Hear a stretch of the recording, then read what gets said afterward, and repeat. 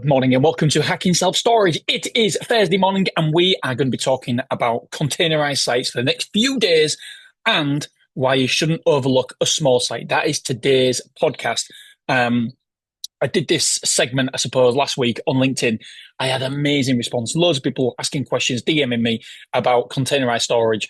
And I think it is the perfect way to get into self-storage, the most cost-efficient and effective way to get into self-storage as well. Before I go on, don't forget, if you haven't already done so, mrselfstorage.com, a daily newsletter where I share with you all the wins, the losses, everything. I'll lift the hood up in my business and it is awesome. I know you probably can't see me right now, loads of people, because the sun is out behind me. And so if you are watching this, I apologize you can't see my beautiful face. Right. Okay. So today I want to highlight just how good container sites can be and to prove that you don't need a big site, because so many people think that unless it's an acre or 2 acres, but it's just not worth it. But I want to stamp on that argument because Beverley, let's take Beverley, for example. Beverley is a lovely site, absolutely fantastic site. And we're going to be talking more about Beverley today, tomorrow, Monday, and I think Tuesday and Wednesday. Obviously, Mondays are weekly figures. So I think that's what I've programmed in for the rest of our podcast. So example here for Beverley. Beverley has 7,415 square foot of lettable space. 7,500. It's a very, very, very small site.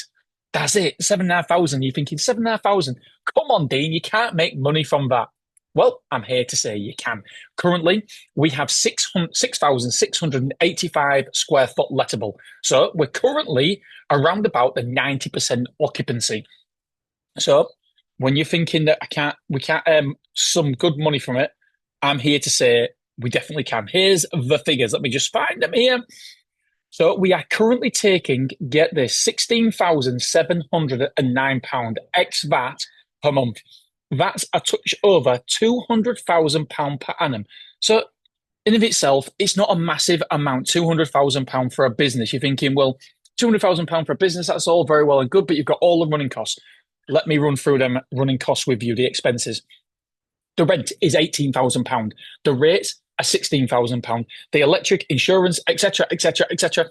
Let's call it £10,000. There's no water on there, so it's £10,000 max. So that means that the total running costs are £34,000.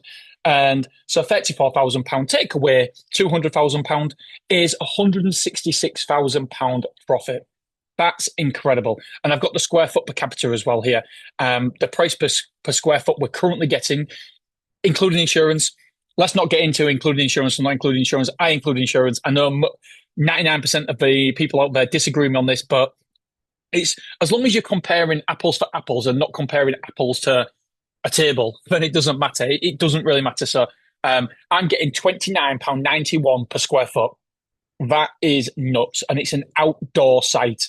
There's many indoor sites that aren't getting that much, the price per square foot. It is crazy. Anyway, back to the profit. So it's £166,000 profit from 7,500 available lettable square foot. I think that is nuts. So the profit per square foot, I wrote down the profit per square foot here. I don't know if it's relevant or not, but the profit per square foot is £24.83. So that's a net profit per square foot. And P.S., I haven't allowed for wages in my expenses. Why? Because it's a mature, manless site. And I asked the team, how long does it take to run this site? And they said, Dean, maximum, worst case scenario, 2 hours a week. And minimum 30 minutes to an hour.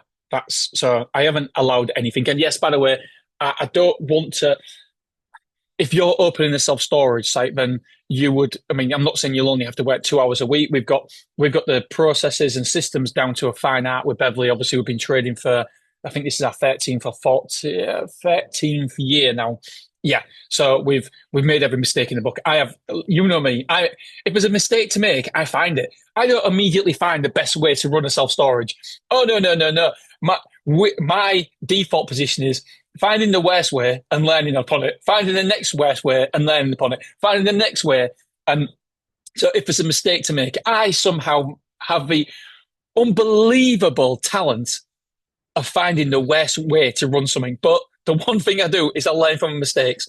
And so, yes, we've got everything down to a fine art now. So I am definitely not saying that it'll only take you 2 hours a week to run your self-storage when you first open. And don't forget, we're nearly full as well. So there's some customers that we just can't help in the area. We've got to send them to Willoughby, which is great because some unit sizes we're completely full at.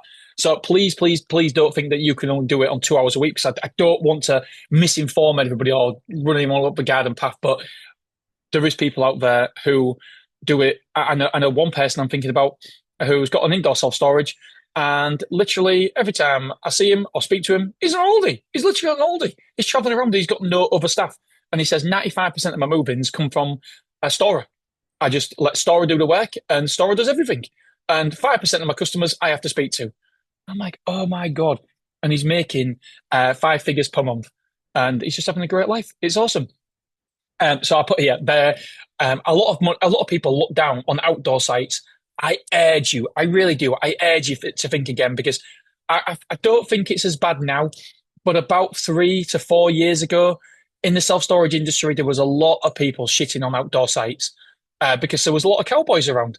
But I do think with the nicer facilities popping up everywhere, I do think that outdoor sites are getting more respected. And I think rightly so as well. There is a lot of money to be made from outdoor sites. So in tomorrow's podcast, what we're going to do is focus on the con of an outdoor site and what we can do to protect ourselves because there is a con to outdoor sites. And we'll talk about that in tomorrow's video. All right, my friends, I love you. Podcast video, whatever. I love you. I appreciate you. And I will take the kids to school and I'll see you tomorrow. Bye bye.